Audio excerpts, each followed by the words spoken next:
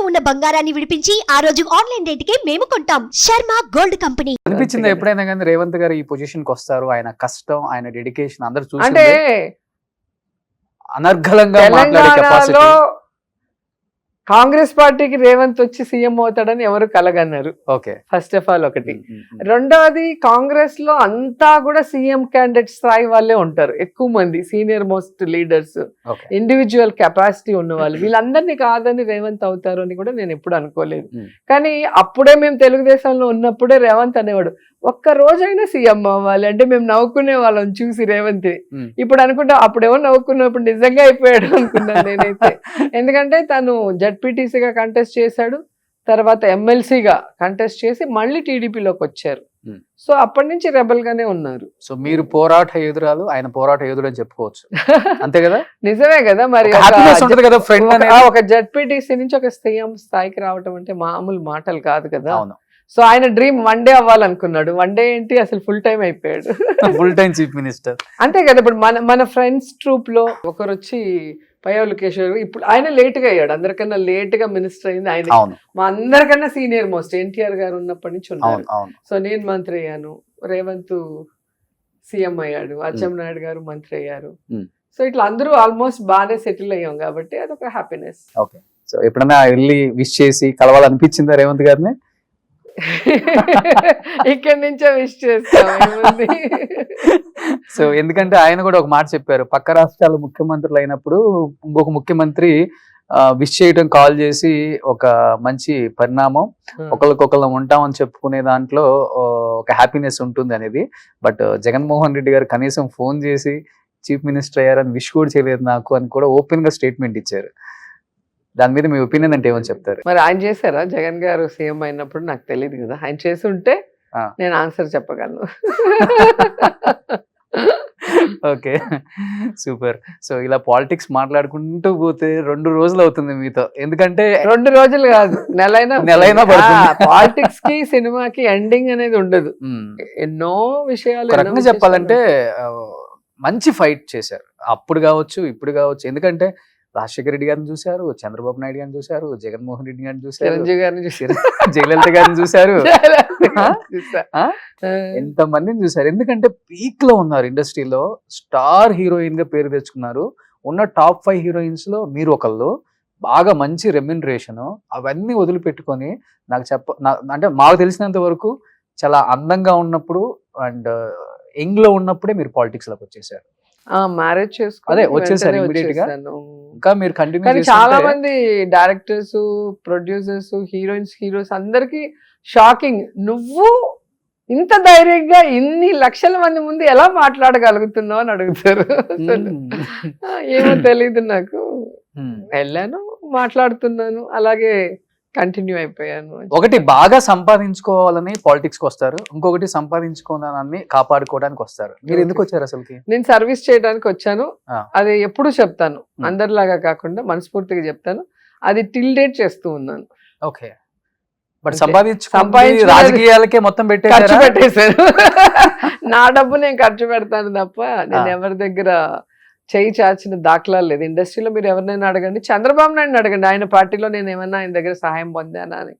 ఎప్పుడు కూడా నమ్ముకున్న మనిషి కోసం ఫైట్ చేస్తాను, పని చేస్తాను, నన్ను నమ్ముకున్న వాళ్ళకి హెల్ప్ చేస్తాను, అంతేగాని ఎప్పుడు ఒకరి పేరు చెప్పి. ఎన్నాళ్ళు వస్తుంది? 2 సార్లు ఓడిపోయారు, 2 సార్లు మీరే పార్టీకి మీరే మీ సొంత డబ్బులు పెట్టుకొని ఖర్చు పెట్టుకొని ఎమ్మెల్యేగా కంటెస్ట్ చేశారు. ఫస్ట్ 2 టైమ్స్ తెలుగుదేశంలో ఆల్మోస్ట్ మేమే మా ఓన్ గా పెట్టుకున్నాం. జగన్ గారు మంచి మనసుతో మాకు 2 సార్లు బాగా సపోర్ట్ చేశారు. సో దాని వల్ల కొంచెం సేఫ్ నేను. ఓకే, ఆర్థికంగా కొంచెం ఇబ్బందులు పడ్డారు కదా ఒకనొక టైంలో?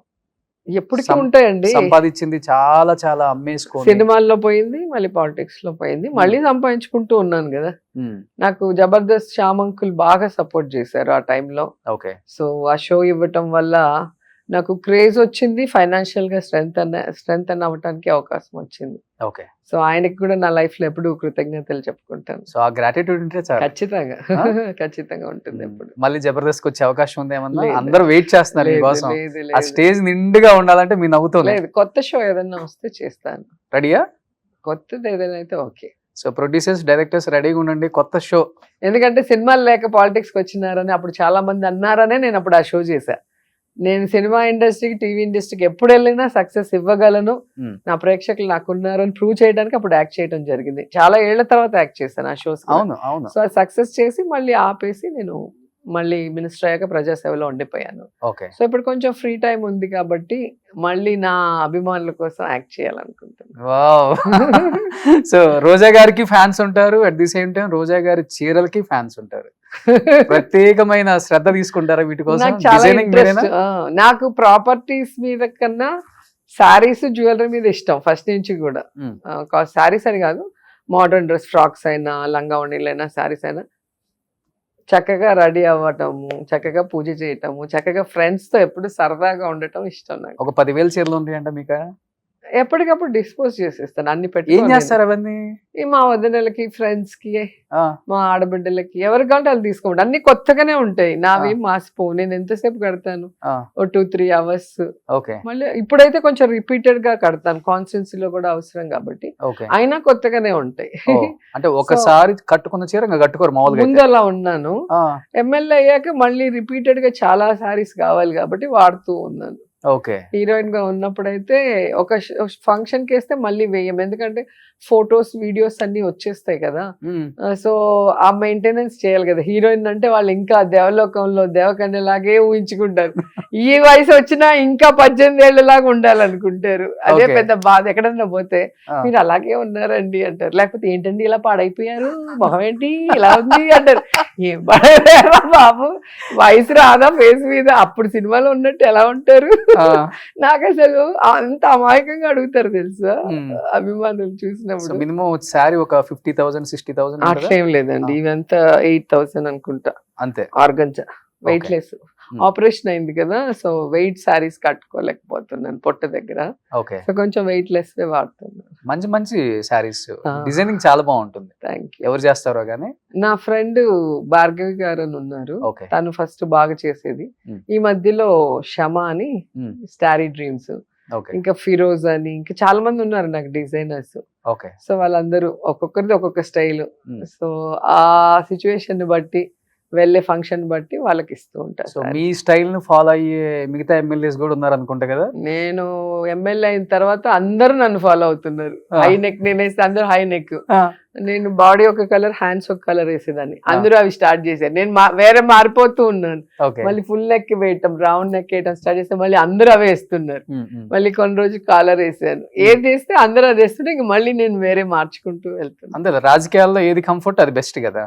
కొంచెం హై నెక్ ఉంటే ఈజీగా జనాల్లో ఉంటాము, ఏ యాంగిల్ లో ఎటు తీస్తారో తెలీదు, వంగి పని చేస్తూ ఉంటాము, లేదా కూర్చొని రోడ్ మీద ధర్నా చేస్తూ ఉంటాం. సో నీట్ గా ఉంటే బెటర్. మీకు మీరే రెడీ అవుతారా డైలీ, లేకపోతే ఇప్పుడు మేకప్ మ్యాన్, హెయిర్ డ్రెస్? లేదు లేదు, మీరే నేనే ఇలా రెడీ అయిపోతారు అంతే, అలవాటు అంతే. ఓకే.